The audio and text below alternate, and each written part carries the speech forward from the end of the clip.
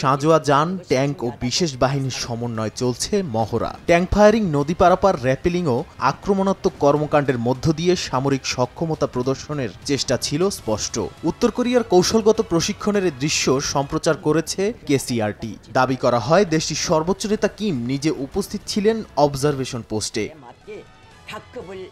এই মহড়ার মধ্য দিয়ে কিমের কণ্ঠে ফের শোনা গেল যুদ্ধ প্রস্তুতির হুঙ্কার। রাষ্ট্রীয় টেলিভিশনে সম্প্রচারিত খবরে জানানো হয়, বর্তমান পরিস্থিতিতে বিপ্লবী বাহিনীর সবচেয়ে গুরুত্বপূর্ণ দায়িত্ব হল যুদ্ধের জন্য পূর্ণ প্রস্তুতি সম্পন্ন করা। সামরিক মহড়া দিয়ে যুক্তরাষ্ট্রকে শক্তিশালী বার্তাও দিয়েছেন কিম। সম্প্রতি তিনি বলেন, যুক্তরাষ্ট্র যদি রাশিয়ার বিরুদ্ধে সামরিক উস্কানি চালিয়ে যায় তাহলে উত্তর কোরিয়া শক্তি প্রয়োগে পিছপা হবে না।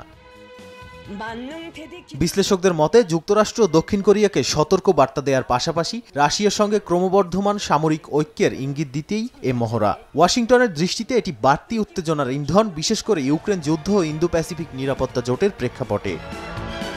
নাদিম মারজান, সময় সংবাদ।